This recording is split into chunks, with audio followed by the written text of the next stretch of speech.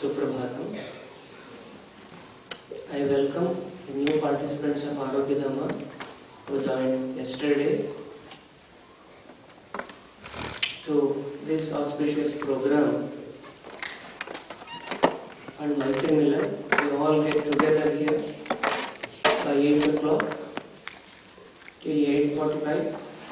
We discuss and think, spend little time on the science of yoga presented in 4 streams as 4 streams of yoga.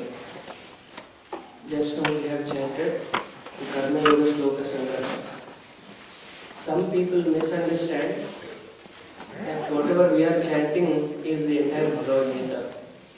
Bhagavad Gita's essence is culled up in 4 streams of yoga, as Vivekananda ji divided the yoga into 4 streams and presented. We can call Vivekananda ji as modern Vyasa, because Veda Vyasa is known for his contribution to divide the Vedas into 4. Rig Veda, Yajur Veda, Samaveda and Atharva Veda. It was all together as one, but Veda Vyasa divided. Based on its nature, the nature of the sentences allowed him to divide into 4 Vedas. Similarly, yoga was a single concept, but Swami Vivekananda divided into 4 streams because he wanted to accommodate all categories of society into 4 streams. When he divided this yoga, there were some extremists thinking bhakti alone can make a fellow a sadhaka to reach the goal. But he said no. He gave this sentence either by worship or work or willpower or with the wisdom you reach the goal, either by one or all together. He meant by this sentence 4 streams of yoga, the path of knowledge, that is jnana. Some people think immediately jnana is the greatest knowledge. In fact, it is also, but that alone is not yoga, the jnana yoga. The path of jnana appears in each and every step. You might have heard the word realization. Realization, maybe it has the wider and deeper meaning, but it is very, very applicable to day-to-day life. What is there to realize in this life? Realization of oneself. Self need not be the so-called consciousness or soul or Brahma or Atma or anything like that. Realization should happen at every step. What are the things that I should realize? As we chanted today, there are 3 gunas. Every human being or any living being has these 3 gunas inbuilt. Sattva, Rajas and Tamas. Nobody is out of it. Some moments of our life, some portion of our life, we become more sattvic. Sometimes we are more tamasic and rajasic. That is what we need to realize. Do we know that when we are more sattvic, Bhagavad Gita says, Sarvadvaraishu dehesmin prakashaha upajayate jnanam yada tada vidyat vivruddham sattvam ityuta. Last chapter of Bhagavad Gita, Moksha Karma Sannyasa Yoga, that says, those are the moments that I need to understand that I am sattvic when I get inputs from all the indriyas.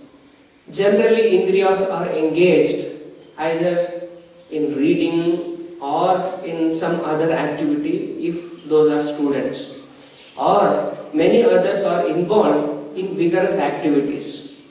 But we need to understand when we get inputs meaning perception. Whenever you perceive, for example, you are all sitting there, you perceive that you are all sitting there. that is the perception. You perceive that a fellow is sitting on a stage, that is perception. You hear some words, some sound, this is perception. Whenever perception happens, whenever there is input for either for indriyas or the manas, we need to understand this is the moment I am in sattva. The dominance of these three gunas is sattva right now. The second quality is when all the indriyas and the limbs are engaged in some actions. This is not the moment to receive but to act. Somebody, when you are reading, our indriyas are engaged. It is not the input. The input and reading are going simultaneously. Then sattva and rajas are together.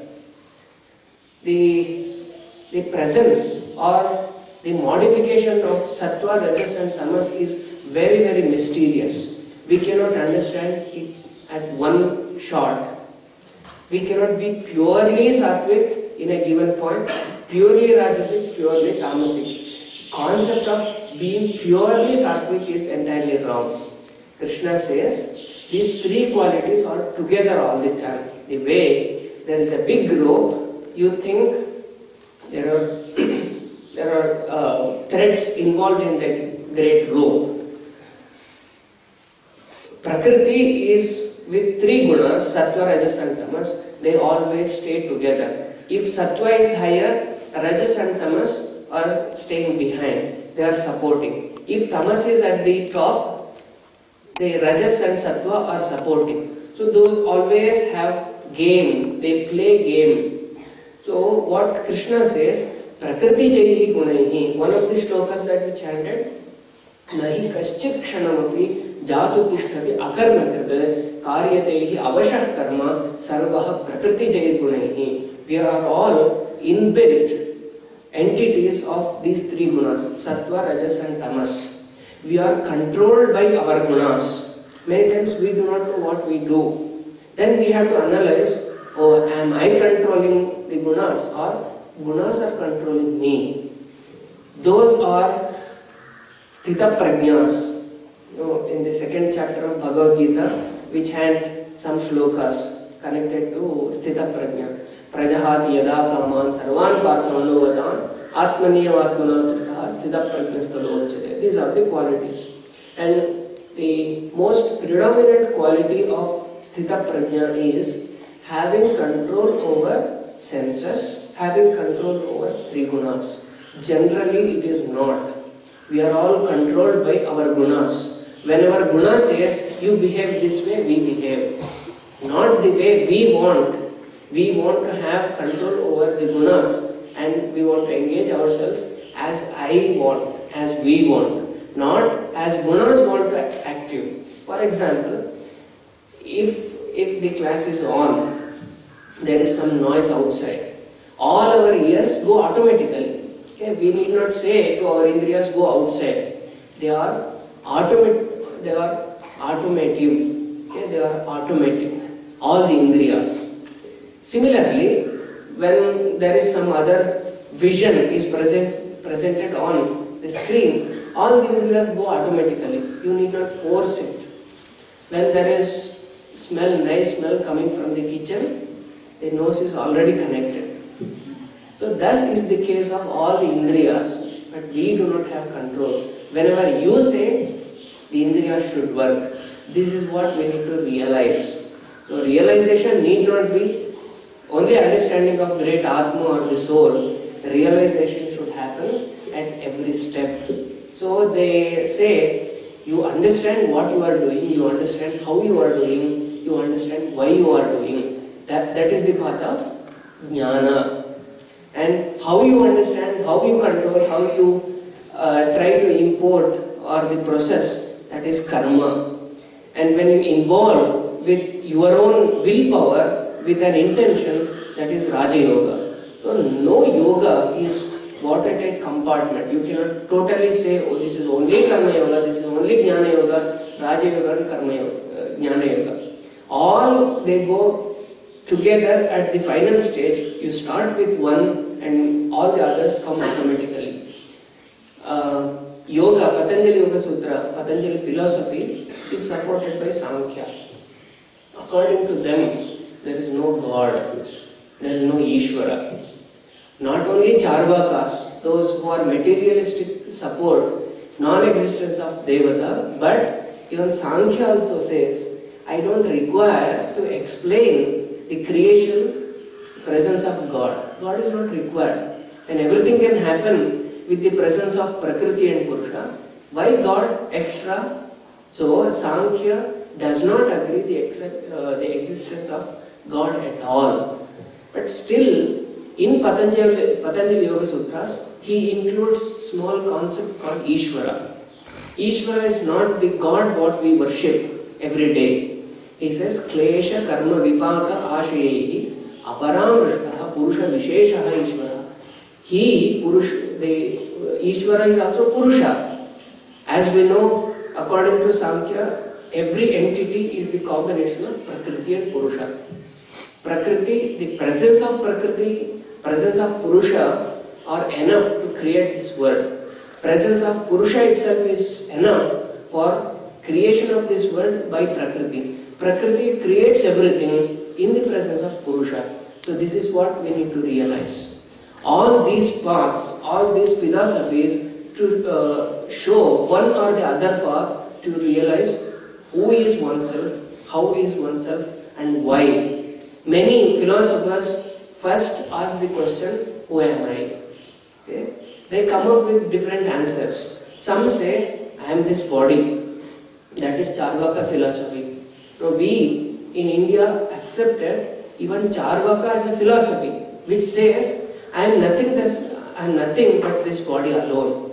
Some others claim, to some extent, my pranamaya kosha and manomaya kosha only, or myself there is nothing beyond. Some others say, I have anandamaya kosha as well. Some other scholars say, no, you are not bound with any of these koshas, you are beyond everything. This is what we need to realize. So Karma Yoga Shloka Sangraha that we chanted reminds us at every step, understand yourself, realize oneself from one to another level. There are three gunas as it is mentioned, Sattvic, Rajasic and Tamasic. If we are those to be feeling dominance of Tamas, should move towards Sattva. From Tamas to Rajas. If we are dominance with Rajas, we have to move towards Sattva. If we have more Sattva, then we have to go beyond. Wherever we are standing, it is not the perfect. You have some other post called perfectness, that is realizing oneself, realizing Purusha according to Sankhya, realizing Atma according to Vedanta. Thus, we concentrate on oneself. Let us all sit straight. Let's close our eyes. Let's do meditate for 2 or 3 minutes.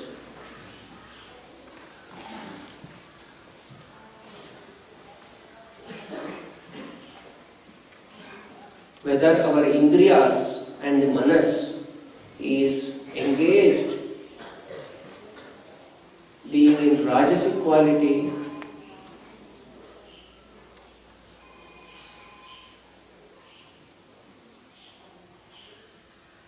whether it is receiving, dominating Sattva,